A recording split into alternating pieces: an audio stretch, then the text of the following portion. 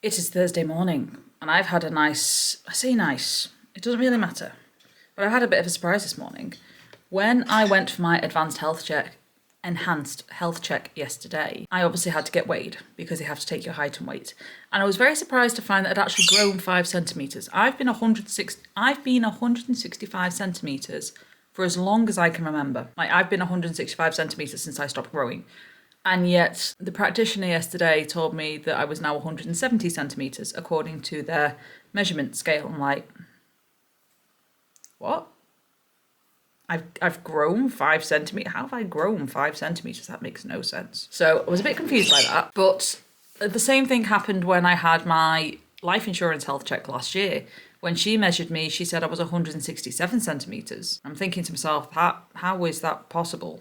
I've been 165 for as long as I can remember. How am I suddenly 167? And then this practitioner today saying 170. I'm like, how am I growing?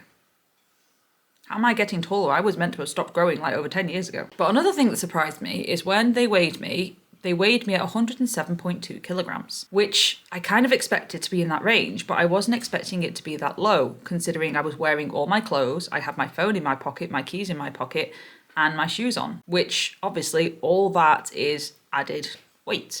It is all excess weight that isn't necessarily contributing to your actual weight. So I was quite surprised that I was 107.2 with all my clothes on and with my phone in my pocket and my keys. So I decided to weigh myself this morning because even though weight isn't a big thing for me right now and I'm not focusing on my weight, I am just curious as to how my weight is being affected. I'm still monitoring how my weight is being affected by my choices, if you will, or how my weight is being affected without actively chasing weight loss, if that makes sense. And obviously, to make sure that the weight is as accurate as can be, I weigh myself first thing in the morning, after going to the toilet, and before having anything to eat or drink, and lacking of clothing, so that there's no excess clothing weight. I was very surprised to see that I've actually gone down from 108 kilograms, which is what I was at the start of the year, to 106 kilograms today. Now, keep in mind, I have been eating the exact same food, doing the exact same training, working out on average 2 to 3 times a week, usually running, or has been running for the last few weeks, but the last 2 weeks has only been mobility training. And I've been doing this exact same routine with changes in exercise for the last 4, maybe 5 months, since around December. 3 months. Not long after the incident with my niece and nephew, who, by the way, are doing fantastic. They have both fully recovered from their injuries. From what I understand, their dad is recovering quite well as well, even though he's had to have full shoulder replacement surgery. Their nan is still in rehab, but that's as much as I want to discuss, really. Anyway, they are doing well. But since that happened to them, I have been quite strict with getting back in control of my routine and my daily habits and everything else. But like I said, since then, I've had basically the same routine ever since. I've been eating the same foods every single day. Literally the same foods every single day. I'll have the Huel mac and cheese for breakfast, along with a glass of water and maybe a glass of honey water, literally honey in hot water and a dash of milk. Lactose-free milk, just in case. And then I will have a Huel shake for my dinner because it's something I can easily take in the car with me and drink on the go, or eat/drink on the go. I'm not too sure how you actually word that one. And then for tea, I will either have salmon or eggs or chicken, along with some noodles and some veg. And that's it. Well, I say that's it. Sometimes if I feel like a snack before bed, or if I start to get a bit hungry before bed, I'll have something sweet. So, for example, last night I had 4 marshmallows. A couple of nights ago, I had some stroopwafels, 2 little stroopwafels.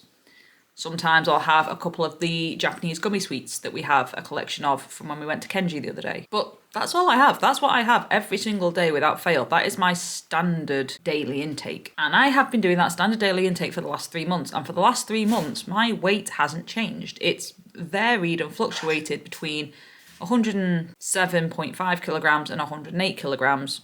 I think on one occasion I went up to 108.2. Not that that matters. But I've been fluctuating around there. It's not changed at all. And yet suddenly this week, or this last couple of weeks, it started going down, which is interesting. Because theoretically, I'm still eating 1,800 to 2,000 calories a day. And I have been eating around 1,800 to 2,000 calories per day for the last 3 months non-stop, with the exception of Christmas, because, you know, you always go overboard at Christmas. And yet somehow, even though I'm eating the same amount of calories that I was 3 months ago, and even though I am doing the same amount of exercise that I was doing 3 months ago, I'm actually doing less exercise than what I was doing 3 months ago, technically, when you consider I've been doing marathon training for the last 3 months. And yet somehow my weight has just decided to start going down. And this is something I've actually seen in a previous YouTube video by someone else. I can't remember for the life of me the name of the creator, but he was talking about how he stopped dieting and just ate normally, ate around what I'm eating, about 2,000, I think he was on 2,500 calories a day. He was having normal meal sizes, and he just started generally exercising, like just generally exercising, going to the gym when he felt like it, going for a run when he felt like it. And after about 4 or 5 months, his body just naturally started losing weight. And he was talking about, I really need to find that video. He was talking about how once his body understood that it was no longer dieting, he was no longer trying to starve it, he was no longer eating 800 calories less than he should be every day, his body stopped panicking, it stopped being in survival mode, and started feeling safe enough to not have to store the excess weight. Now, I don't know how true that is. I don't know the research behind it. I don't know anything like that behind it, but that seems to be the same thing that's happening for me. That's the only thing I can put it down to, is my body's come to understand that I'm not trying to starve it anymore. I'm eating healthy option foods. I'm eating whole foods. I'm eating nutritious foods, and I'm still eating them to a good amount, and I'm just doing standard exercise that any average Joe could do. And my body has started to go, oh, okay, we're not doing the starvation thing anymore. We're not doing the crash dieting. We're not doing the whatever else you want to call it. Is my body seems to understand I'm not working to harm it anymore. And that seems to be having an advantage. It seems to be working. Anyway, not that it matters, because weight loss isn't important, but I just wanted to share that little nugget of information of I'm not doing anything differently than what I did 3 months ago, yet I suddenly started losing weight. Coincidence? Maybe not. Anyway, it's a busy day for me today. I've got a very big group of dogs on this morning, and then I've got another group of dogs on this afternoon. So I need to get going because it's already nearly 10 o'clock. So I need to set out for work in a second. And then when I get home, I'm going to spend some time with my parrots, who are currently getting very angry because I've not let them out the cage yet. It's now Friday. And basically what happened last night is Jason reminded me regularly that I needed to do the dishes, because he's done them quite a few times now and I hate doing the dishes, so I put it off as much as I can. And bless him, he does do it every single time. It was only fair that it was my turn to do the dishes, and so I went to do the dishes, and unfortunately the dishes took me an hour. It took me a long time to get those dishes done. Before I knew it, it was 10 o'clock at night and it was time for bed. I ran out of time to do my mobility training. However, today I've got a very easy day. I've only got one group walk all day, and technically I could have done my exercises this morning, but I decided against it because I needed a lie-in. I needed the extra sleep because I had a bad night's sleep. And I've also got to take my sister to the shop because she wants to go get some broad beans and I want to go get some broad beans. And I also need to do a farm shop run today at some point. However, once I've done all that, I'm home and I'm free for the majority of the rest of the night. So the plan, because we know how well my plans go, is to go to work, do this one dog walk, run my sister to the shop, go to the farm shop, get some fruit and veg, and then come home, and as soon as I get home, do my mobility training so that I can chill out for the rest of the night with Jason. Because, bless him, Jason's actually made some pancake batter so we can have pancakes as a snack tonight, and then sit and watch, or chill in bed and watch anime together, and maybe a movie or two. So I'm really looking forward to a nice chill night with Jason. But in order to have that nice chill night with Jason, I have to get my exercises done beforehand. So that's the goal.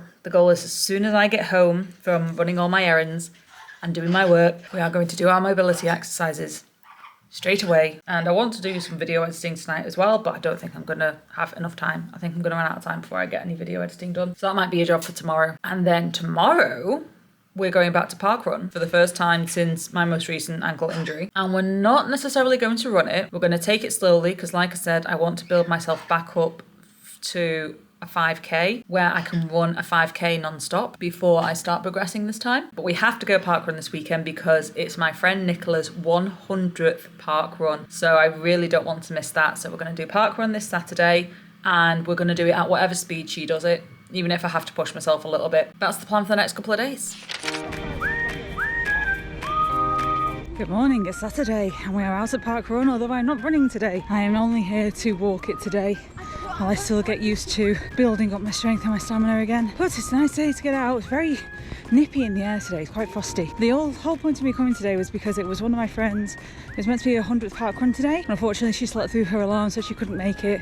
So she's going to be doing her 100th next week instead. So I need to make sure I get here next week as well in order to celebrate that. But because she's not here today, it's actually worked out quite well for me because it means that I just have to walk this park run today. Just the whole idea today is just get out, do a brisk walk, which is exactly what I'm doing. Enjoy some morning sunshine. Enjoy just getting out in nature and having a bit of social time at the same time, just by the huge amount of people doing it with me.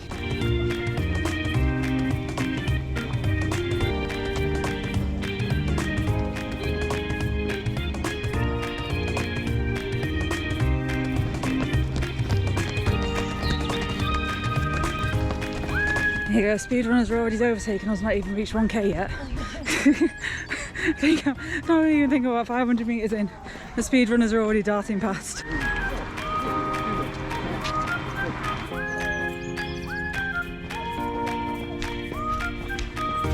Oh, right, we've gone past the 1k marker now. 4k left to go. And do you know what? I'm actually not doing too bad. I've got quite a brisk pace going. I've managed to overtake the pace walkers, or the park walkers, which is an achievement considering last time I walked Park Run I couldn't overtake them. I've got a good pace. I've got a good pace on the go. It's a lovely day. Just listening to the birds sing at the moment. The sun beaming down is just so lovely. Just taking the opportunity to appreciate this morning. And now 17 minutes into the run, or into the walk. 17 minutes into park walk today. It makes me giggle. I'm coming up to the crossover point and some of the speed runners are going into the finish line. Just how do people run that fast? It really does amaze me. It's so impressive. People can complete a 5k in 17 minutes. Absolute madness. Thank you, Helen. Nearly at the 3k now. I just spent the whole of like 1.5k to 2.5k just cheering on everyone else, giving them a bit of motivation. And do you know what? Doing that causes a lot of people to smile, and that makes me happy. Seeing other people smile makes me happy. Nearly at the 3k.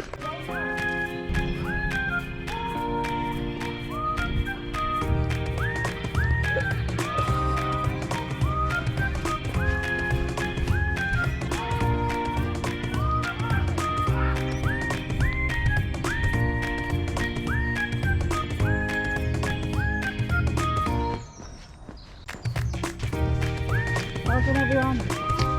So we just reached the 4k marker. We're currently around 41-42 minutes in time, and my average pace is currently around 10 minutes 30 a kilometre, which means that I am currently walking as fast as I've been running for the last 3 months. That alone should be an indicator that I've not been making that much progress over the last few months of my running, and just how slow I've actually been, how stagnant it's been, because I've not put the extra work into the foundations. Basically rushed myself, and because I rushed myself, my body can't keep up, so my body's forcing me to slow down to a pace that I would usually walk. Oh dear, would you believe it?